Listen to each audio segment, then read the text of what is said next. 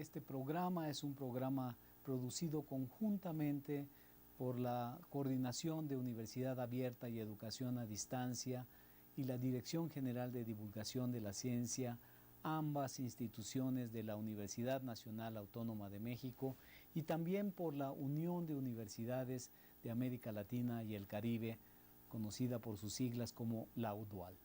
Por cierto, sería muy interesante, y podemos poner en la pantalla, cómo quedaron los distintos retos que fueron puestos a consideración. Como podremos observar, la educación fue el tema más importante, seguido del agua, luego el tema del medio ambiente y en cuarto lugar el tema de la seguridad alimentaria.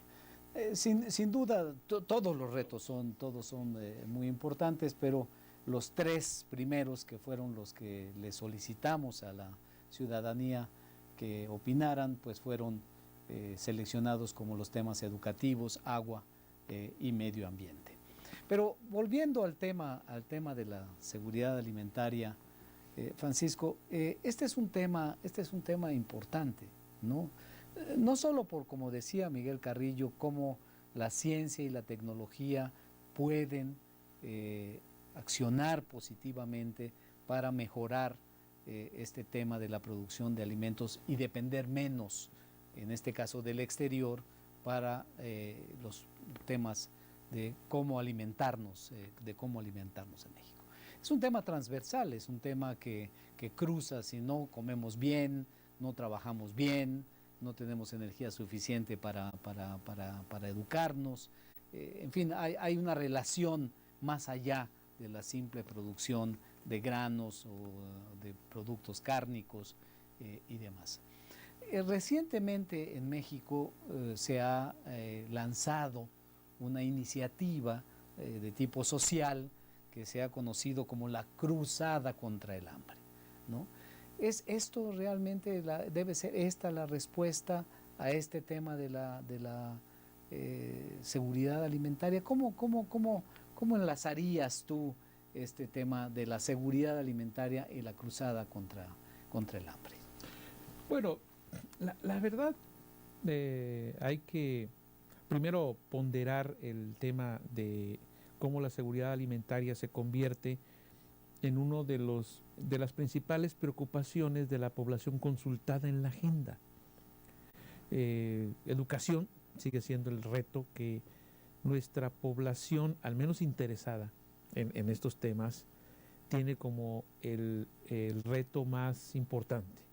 Después viene medio ambiente y agua, que tiene que ver con lo que les rodea, y después el de seguridad alimentaria, que sin duda significa una preocupación para una gran parte de habitantes del país. La cruzada contra el hambre, anunciada por el gobierno federal en los primeros días de enero del 2013, es una serie de medidas de política social de atención a la población marginada de pobreza extrema en nuestro país. Que no se están alimentando adecuadamente. Que no se están alimentando adecuadamente y en algunos casos enfrentan crisis muy difíciles en términos de alimentación y nutrición. Son los más pobres de los pobres. Y ese tema de la atención a esta población marginada debe ser una prioridad nacional. La seguridad alimentaria finalmente tendría que ver con políticas que necesitan garantizar el abasto de alimentos para toda la población en su conjunto, que en este momento, pues una gran parte, la mitad de la población puede tener garantizado en este momento el abasto. Sin embargo, hay estos sectores de la población que necesariamente deben estar atendidos por agencias del Estado que permitan al menos garantizarles un mínimo de consumo alimenticio para pues mantener también un mínimo de subsistencia o incluso más del mínimo de subsistencia. El tema de la seguridad alimentaria tiene mucho que ver también con la política agropecuaria del país. O sea, tiene que ver... Muchos de estas personas que están en pobreza extrema, en pobreza alimentaria, son campesinos, Así es. ¿no? Yo creo que la Son- gran mayoría La gran mayoría, claro. son campesinos. Claro. Indígenas que están en las sierras o campesinos pobres que quedaron prácticamente a expensas de arrendadores, se convierten en jornaleros, se convierten en migrantes, debido fundamentalmente a ese cambio de la política agrícola en nuestro país en los años 90, que privilegió al mercado como el principal motor de dinamismo. ¿Qué hacer? O sea, el problema de la seguridad alimentaria implica cuestionarnos la política agropecuaria de este país. Hay un tema, Francisco, que me parece que es una discusión entre los especialistas que no tiene todavía una respuesta que convence a todos, que yo creo que es factible, pero que no es todavía absolutamente convincente, que es la de desacoplar el tema del crecimiento económico y los temas ambientales, ¿no?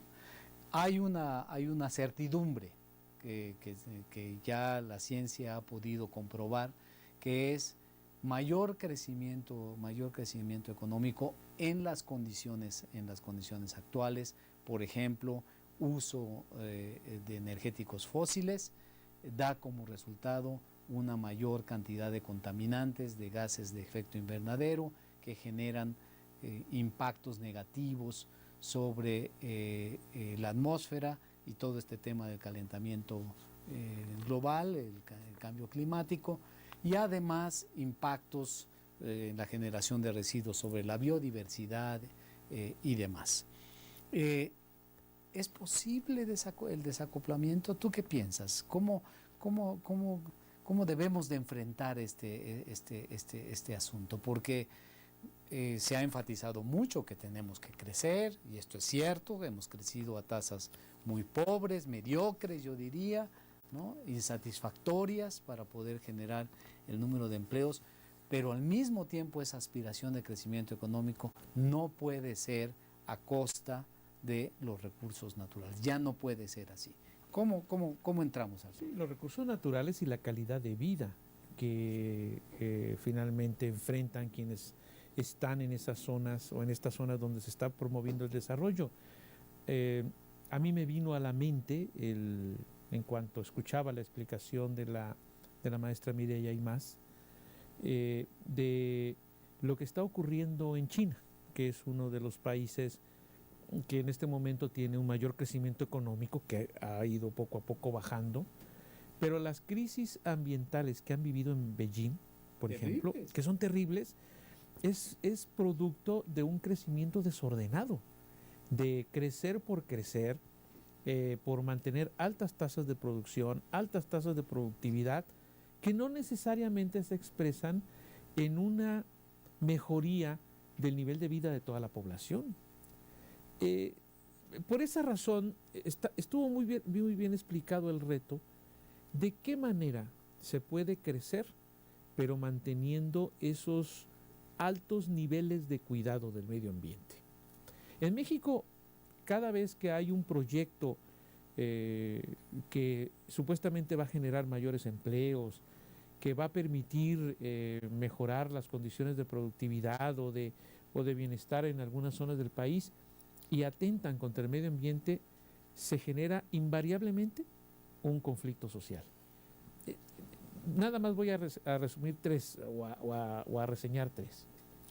Uno, el conflicto de Zimapán Hidalgo, donde se iba a establecer un tiradero de desechos tóxicos que finalmente no se construyó, además hizo toda la instalación debido a la gran protesta de la población que veía en ese tiradero un riesgo para su propio centro urbano. No se hizo. Pero además el argumento era porque en aquella zona era una zona muy desértica, donde había poca población pero donde finalmente había una población que ya estaba consciente de los riesgos que ello implicaba. Los proyectos turísticos que finalmente atentan contra los espacios de manglares en este país. Cabo Pulmo, y ustedes saben muy bien, fue un proyecto que tuvo que suspenderse en Baja California Sur debido fundamentalmente al daño que hacía a todo el entorno, tanto submarino como de playas. El proyecto tan ya polémico de Dragon Mart en Cancún, que es un espacio de 3,000 bodegas donde se exhibirán y venderán productos chinos para toda América Latina y para todos los Estados Unidos, es también un proyecto que está generando no solamente dudas en términos de competencia mercantil, sino también en términos de establecimiento en una de las zonas de humedales de este país. Y así te encuentras en cada región, en cada sitio donde se ubican grandes proyectos o macroproyectos, problemas que finalmente van a generar problemas de tipo social. Ya no se diga los temas de los rellenos sanitarios en las grandes ciudades, o como lo decía la maestra Mireya, los desechos, o dónde tirar los desechos tóxicos, o incluso también lo que se ha llamado basura tecnológica, Roberto, que es algo que en estos momentos comienza a ser problema. O sea, ¿dónde depositar, por ejemplo, las baterías que se usan, todo tipo de baterías, pero donde también todo el deshuesadero de computadoras, impresoras y todo lo que significa cableado y demás que ha generado el desarrollo económico de los últimos años? Creo entonces que no se puede desvincular una cosa de otra. Puede haber crecimiento, pero el crecimiento siempre debe buscarse con un menor impacto en el medio ambiente y en el bienestar de las personas. Un tema estratégico, un tema, yo diría, de seguridad nacional, el tema del agua. Francisco, tú desde la trinchera legislativa donde tuviste una gran experiencia, ¿cuáles son las acciones que habría que tomar respecto de este tema del agua? Yo creo que son varias y tiene que ver en definir primero los términos de cuáles son las prioridades para el uso del agua. Es muy claro que lo que se está planteando y la población nos está diciendo es que hay una gran preocupación, en principio, por el abasto de agua potable a las ciudades. Ese yo creo que es en este momento la preocupación que nos está manifestando la población en la agenda ciudadana, en la consulta ciudadana. La Ciudad de México es una de las ciudades, la ciudad más grande del país, una de las ciudades más grandes del mundo. El problema de abasto de agua es muy complicado. No solamente el sistema Cutzamala, la cuenca del Valle de México es una cuenca que tiene derrames de agua de los más altos del país, pero que no son almacenadas, por ejemplo, cuando llueve. Pero muchas ciudades del país tienen también este problema, ciudades grandes, ciudades medianas y ciudades pequeñas. Cada vez más hay un problema de escasez de agua, de reducción de cuerpos de agua, ríos, arroyos, lagunas, lagos, que finalmente muchos de ellos no podrán ser recuperados. Hay otro tema que también debe de considerarse en la prioridad, que es el tema del uso agrícola del agua. O sea, la mayor parte del gasto de agua en este país se va en el consumo agrícola. Es el mayor consumo. Entonces, ¿cómo los retos o cómo el desarrollo tecnológico en nuevos sistemas de riego y de fertilización de la tierra puede finalmente reducir en mucho el gasto de agua en la agricultura? Y tercero, el tema de la construcción de las grandes presas para la producción de energía, Roberto. El tema es que cada vez más, al menos por ejemplo en Nayarit, se han construido ya 3 presas muy grandes sobre el cauce del río Santiago y se quiere construir otra sobre el cauce del río San Pedro, lo cual limita en mucho, o sea, hay gran almacenamiento de agua, pero se hace sobre la perspectiva de la producción de energía, no para el abasto, porque en Nayarit no hay problemas de abasto de agua en este momento. Pero hay problemas graves de construcciones de presas en los límites de Jalisco con Guanajuato, con la presa del Arcediano, que finalmente ha generado también muchos conflictos sociales, o la presa de la Parota en Guerrero. Creo que se debe de definir claramente qué política se debe seguir ya ahora con el tema de la construcción de las grandes presas para la construcción de energía, porque eso también impacta en la disponibilidad del agua potable, en la manera como se dan abastos a las ciudades y también en el impacto en el medio ambiente al reducir el cauce de las aguas hacia el mar. Este asunto, Francisco, de la educación es un asunto paradigmático, ¿no? Creo que hay un consenso en el sentido de la importancia que el capital humano tiene para los procesos de desarrollo económico y social, ¿no? Humano en las sociedades. Y en el caso mexicano hay algunas voces que están siempre mencionando lo que le falta a México para parecerse a otros sistemas educativos más avanzados, que han mostrado mayor eficacia, que han mostrado mayor calidad, que tienen mayor impacto sobre la sociedad y sobre la economía, como son el caso de Corea, Finlandia, Noruega, etc. En tu capacidad, en tu experiencia como académico, como autoridad universitaria, como legislador, ¿qué le falta a la educación en México para converger a parámetros educativos como los que hemos mencionado de países emergentes y algunos países muy desarrollados? ¿Qué aconsejarías?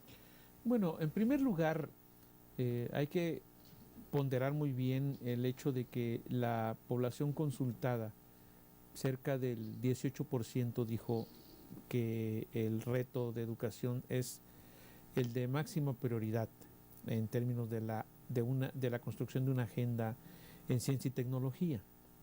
Eso significa que la población en México, aun si haces un censo o haces una encuesta sobre el tema, te darás cuenta que la población en México sigue siendo una población que mira al futuro.